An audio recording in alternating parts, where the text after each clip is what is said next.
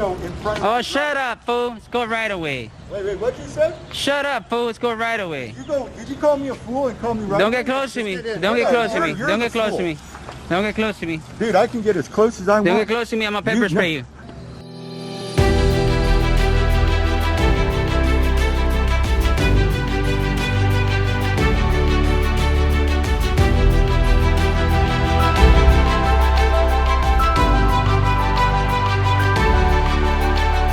Welcome to the John Ligato Show. I'm John Ligato. And there's nothing you can do about it. Give me your name and badge number. Get back. Stop that music. I'm in a public place. I can film whatever I can see. Photography is not a crime. Photography is not a crime. Photography is not a crime. Well, today we'll travel with two well-known frauditors, Casey Cameraboy and Nasty Nathaniel. All right. Nasty Nathaniel out here on the beautiful central coast of California. And joining me is Matthew the King. And together we're going to be conducting a First Amendment audit. So Nasty is conducting his constitutional duties today at, well, let's guess, a post office, maybe a police station, the space station, Social Security office, the Pentagon. Now, I don't know, but what location presents the greatest opportunity for frauditors to expose violations against free speech? And together we're going to be conducting a First Amendment audit of this local Jack in the Box. Yeah! We're going to make sure that our friends at Jack in the Box, or Jack in the Crack, as we used to say when I was a kid, respect and honor our constitutionally protected right to film what we can see in a public space. So yeah, folks, this is it. This is Jack in the Box. I'm sure I don't have to tell all you what Jack in the Box is, or I don't know, maybe if you're from the East Coast, you might not be too familiar with Jack in the Box. That or the Philippines. I know when I was in the Philippines, they didn't have any Jack in the Boxes, or at least none that I saw. They definitely had plenty of Jollibees. But anyways, Jack in the Box was founded in 1951 in San Diego, California, by a guy named Robert Peterson. It wasn't founded by Jack, or a Jack, so I guess that's maybe a little bit of false advertising there. But he was a restaurateur. Ooh, I can't pronounce that right. Too many margaritas. You know, every time an auditor chooses a private business to audit, I wonder why. I mean, why are they doing it? I mean, so far, Nasty's doing an infomercial for Jack in the Box. But he posted this to his channel, so perhaps Nasty educates an irate window cashier or quotes the Bill of Rights to some family from Encino, waiting for their chicken. I'm not really sure where this goes, so let's find out together. He owns several restaurants, and he actually obtained the rights in 1947 to the intercom ordering system. He was the one that kind of pioneered that. So we're going to stand out here, Matthew the King and myself. We're going to see if they respect our right to film in a public place. Now, one thing I've noticed since I got here is that look at how dead this drive-thru is. I mean, God, if this thing was a Chick-fil-A, it'd be wrapped all the way around the block. Another look at the drive-thru. This is weird, man. This has got to be like the weirdest Jack in the Box I've ever audited. Well, wait a minute. I don't think I've audited a Jack in the Box before. It's definitely the weirdest Jack in the Box I've ever been to. I mean, look at, there's like, I mean, it's obviously open, but there's like nobody in the drive-thru. Like, I know you guys have already heard me say that, but it's like, it's just like, what is this, is this the Salton Sea or something? Like, what are we out in, like, some wasteland where all living forms of life have died? Well, it's been a hotly debated issue if auditors are considered a form of life, but so far Nasty is failing his own audit, so he'll try to get the attention of the drive-thru cashier to spice things up. All right, here's the drive-thru window. Although there's nobody at the drive-thru. Well, we've been here for like 10 minutes already, and there hasn't been one single car that's gone through this drive-thru. Like, what are they what are they, anti-drive-thru in this town? But I don't know. I mean, Chick-fil-A is right up the road, and there's definitely plenty of people in that drive-thru. So I don't know. Maybe. How's it going? Hey, how's it going? What are you guys up to? Oh, just doing a little video. For here? Yeah. I got a fetish for Jack in the Box, and I just want to film the restaurant and the employees and everything. Well, he didn't let me finish my sentence. Well, I believe we just witnessed the height of action with Nasty's attempt at confrontation. So we'll go out and check KC Cameraboy at another private business. But the question that all auditors ask when targeting a private business is, we're going to make sure that our friends at Jack in the Box, or Jack in the Crack, as we used to say when I was a kid, respect and honor our constitutionally protected right to film what we can see in a public space. Tony. Yeah, I'm Tony. Tommy or Tony? Oh, Tommy's down there. At the tire place down there? I think so. Yeah, the other tire place. in case you didn't hear, Casey is at a tire place. Or maybe he's the wrong tire place, I don't know, but he smells a confrontation. But perhaps Casey knows that this tire place is a CIA safe house who conducts waterboarding on auditors. Oh, Tommy's down there. At the tire place down there? I think so. Yeah, the other tire place. Want? What are you recording for, though? Well, we were looking for. So why are you recording? We were looking for Tommy. And why are you recording Tommy? Well, that's what we need to talk about.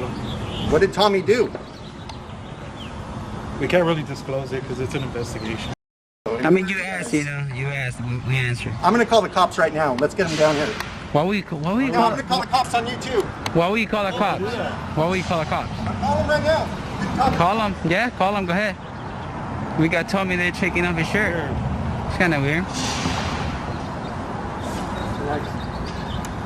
You want to keep recording? Yeah, I'm going to keep recording.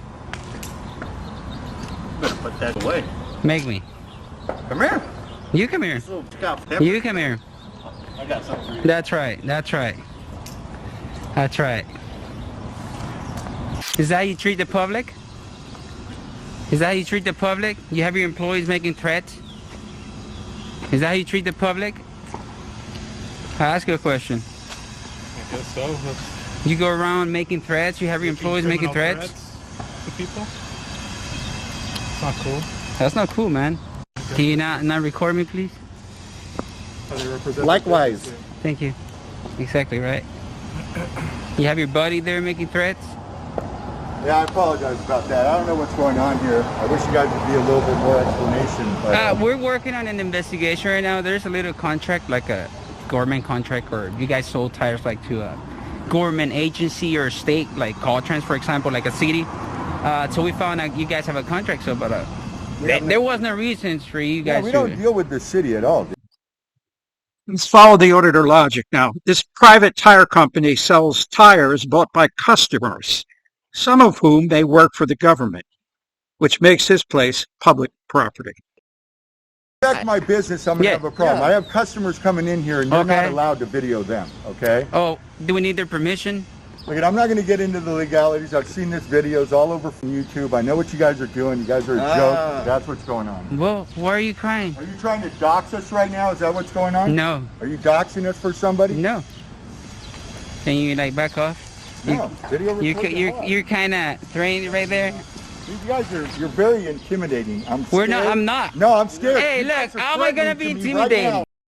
When the sheriffs come, we don't want to leave Yeah. anymore. We're not going to leave. Business, dude. Yeah. I got customers that need Where's your that. customers? So if you're going to video, you can't video in front of... Oh, shut up, fool. Let's go right away. Wait, what'd you say? Shut up, fool. Let's go right away. Did you call me a fool and call me right? Don't get close to me. Don't get close to me. You're Don't the get close fool. to me. Don't get close to me. Dude, I can get as close as I want. Don't get close to me. I'm going to pepper spray you. Don't get close to me. I'm going to pepper spray I'm you. not invading your space. Trust me. I'm going to pepper spray you, dude. Why would you do that? I'm a pepper I'm not spray you, even dude. threatening you right now. Why would you do that? You guys are disrupting my business. I'm not disrupting your business. Yes, when people I'm not see disrupting your business. you are disrupting my I'm not business disrupting your and business. causing me to lose revenue. Exactly, the camera. exactly. Are you scared of me right now? Yeah, I am scared of you. You should be. Yeah. What seems to be the problem? Did you ask to speak to me? Yeah, look, here your pal, your gal here. I was Excuse trying me, to... that's a deputy. She's not a whatever gal. she is. Don't Whatever. misrepresent Deputy. the situation. Deputy. Just tell me what Deputy. happened. Nah, mean, I your got lawyers behind my back. complaint. Really? I got lawyers behind my That's back, an bro. anonymous complaint. That trust me. You can make an anonymous They're gonna turn complaint. your know, lights but then on don't and say that off you from need your to- house. Who are you going to report to once we finish the complaint? It doesn't matter. That's our. It doesn't matter? I thought you had a complaint. That's what I was. But you didn't have a complaint, so. That's our prerogative. I don't Okay, have a complaint form. complaint. Okay, thank you. I don't have a complaint. Thank you. That's it. Then. Is that all you needed? Well, yeah, I thought you had a complaint, so I didn't know, so. You know, the deputies could answer that question for you. Well, she didn't ask me. She was being The very deputies could have disrespectful. answered the question for you. She Did you was know trying that? to talk, scream Did you over know us, that? listen. No, I didn't know that. I didn't know I you. already very listened. I heard Just that like I part. didn't know you had a said it complaint. 4 times now. Well, then I Did you said know it that you five, could okay? answer them? You Just can so say that you it's get it 5, through your 6, head, 'cause she's 7, very 8, disrespectful. 9, 10 times. Dude, you're a clown, dude. You know, I get it that in today's law enforcement, officers can get reprimanded, fired, or indicted for a minor or perceived slight to the public. So I understand why these officers leave. But Casey and his partner would have been arrested for mopery or felony stupid at the very least. And officers should have ID'd them. They had a legal right to.